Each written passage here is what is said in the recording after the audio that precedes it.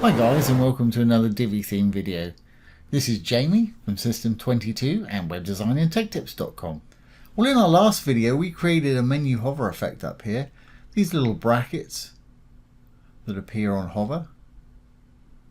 We used a bit of CSS for that. We had a question. Somebody asked if we could do that with modules too. And yeah, the simple answer is yeah, it's really easy.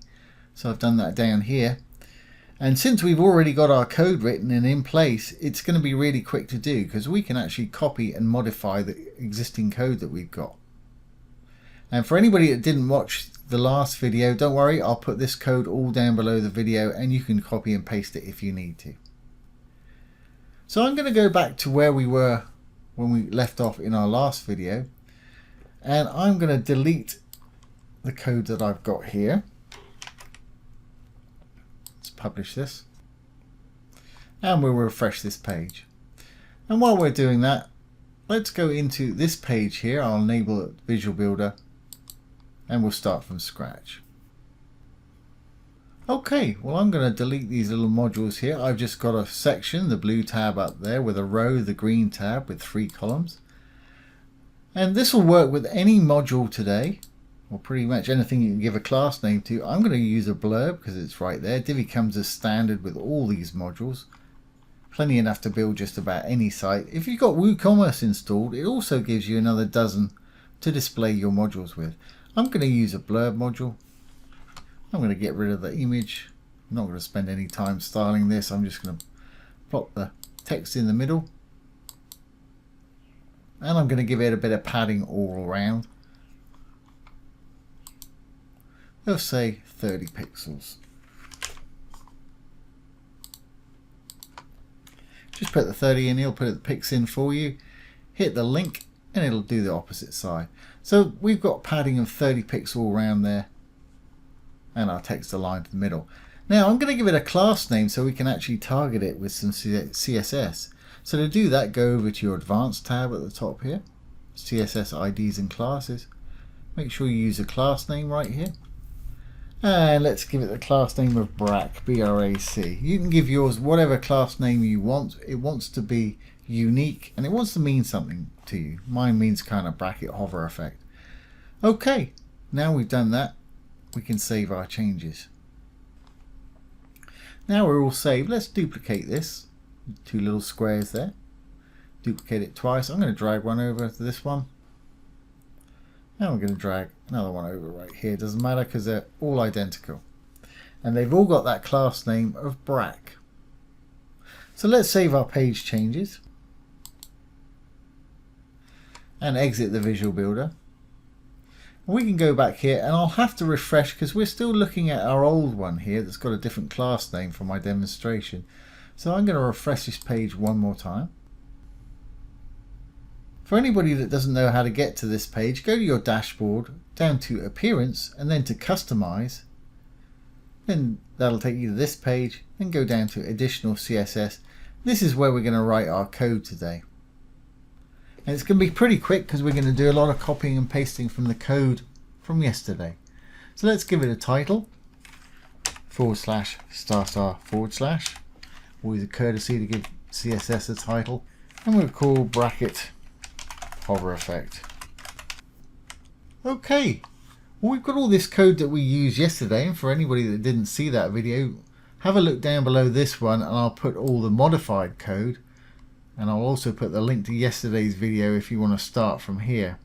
So I'm going to take all of this all the way down. I'm not going to take that list item there because that was just decorating the menu list item and the link, but everything above that I'm going to copy, Control C, and I'm going to paste it in for our new effect here. And what I've got to do is change every instance of nav list item to our new class name, which was BRAC.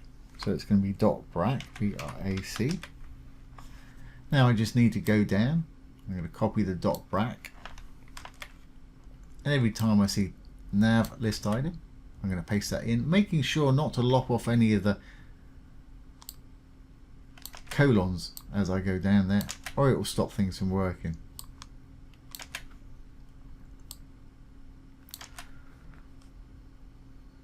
There we go. Now let's see what happens when I hover over. As you can see, it's put those little brackets there already, which is great. And everything's working pretty much okay. That's flush with the top rather than being at the top of the padding there, and I'd like to make them a little bit bigger, and it's the same story with the bottom one, so we can adjust this and modify it a little bit. Let's make these a lot bigger. Let's make those sort of 30 pixels long and 30 pixels deep. And we'll do that in our first bit of code here. The height at the moment is 10 pixels, so let's just change that to 30 for the height and also for the width. As you can see, they're a lot bigger. Yeah, I like that a lot better. I'm going to make them a bit bigger though, perhaps 4 pixels wide. So we can do that in our borders in our both after and before. So let's change this to 4.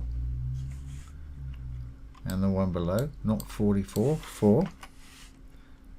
Got to be precise when you're doing code. If you put something in there, it can really make things look strange. But the great thing about CSS, if you do something and it looks strange, just undo what you just did and it'll go back to how it was.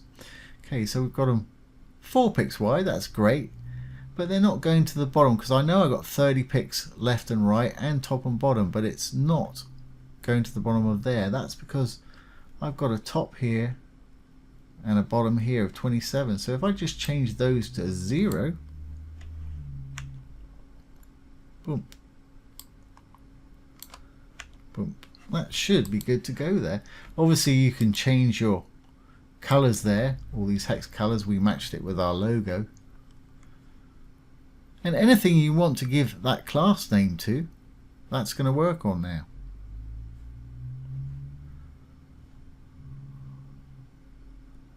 So let's publish our changes, and we'll go back to our page here. Let's refresh. Great. And like I say, anything you want to apply that effect to, any of the other modules, it'll work on just fine. You just need to give it that class name. I've got another page open here.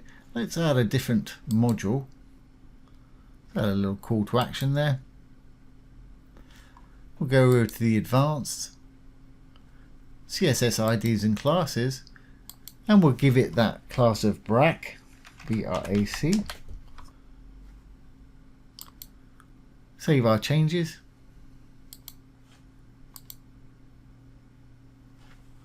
Exit the Visual Builder. And that's got those things working there. Obviously you can have your background fade in if you want to, do all kind of things, but that's all you have to do with any module. Just add it, that class name, and you'll have those little brackets there, same as we've got up in our menu. So I hope you've enjoyed this today and found it useful. Here's how to add a little brackets animated hover effect to your Divi website. So once again, this has been Jamie with System22 and webdesignandtechtips.com. Thanks for watching. Have a great day.